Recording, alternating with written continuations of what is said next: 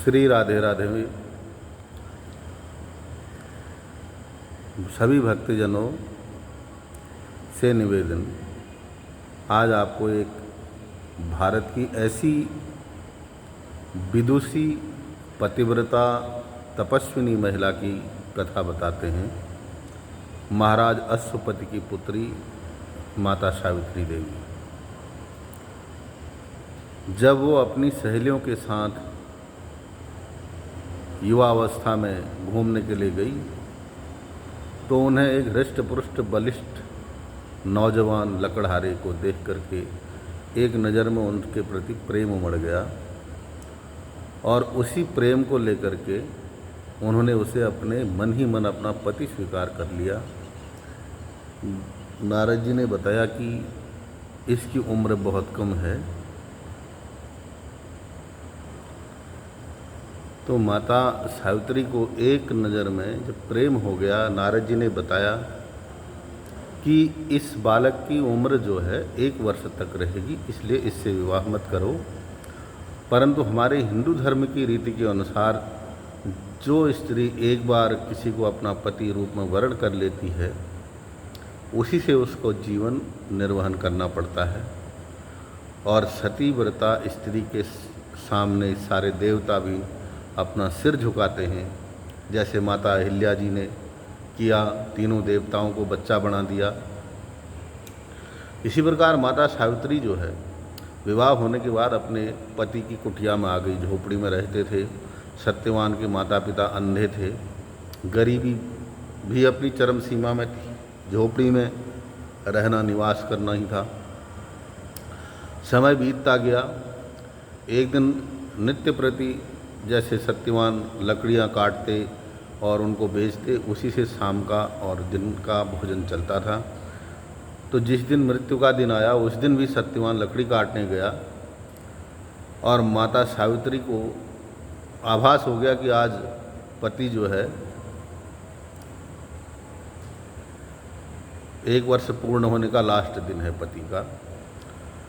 भगवान के चिंतन मनन में बैठी थी कि प्रभु जो होगा अच्छा होगा और आपकी कृपा है, तो आपकी कृपा से कोई कार्य अपूर्ण कैसे हो सकता है। उसको पूर्णता लाना एक नारी धर्म की मर्यादा है।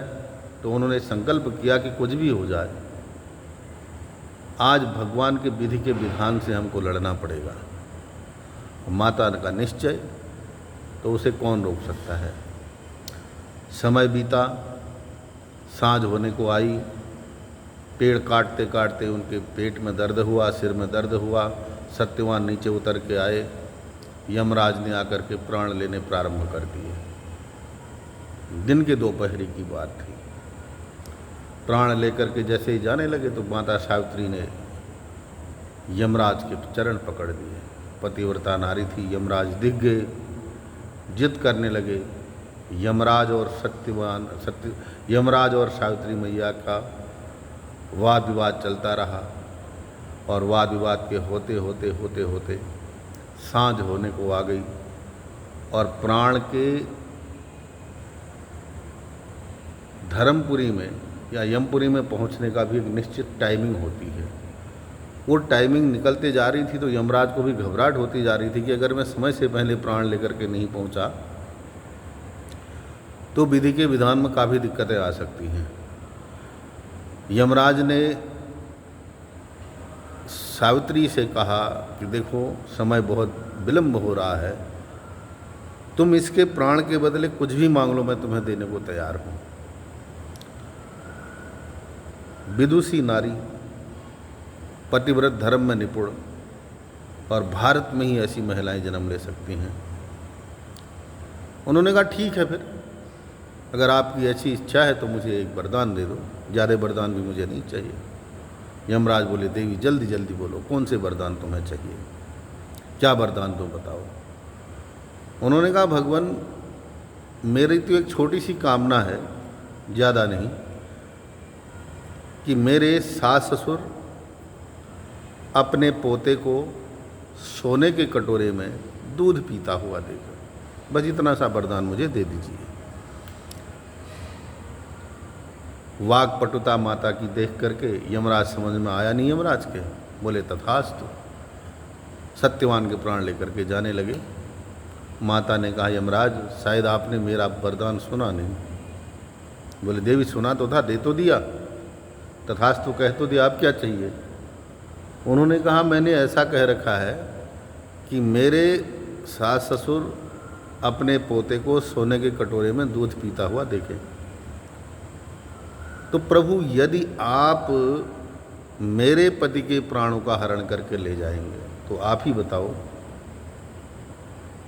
मेरे सास ससुर अपने पोते को कैसे सोने के कटोरे में दूध पीता हुआ देखेंगे।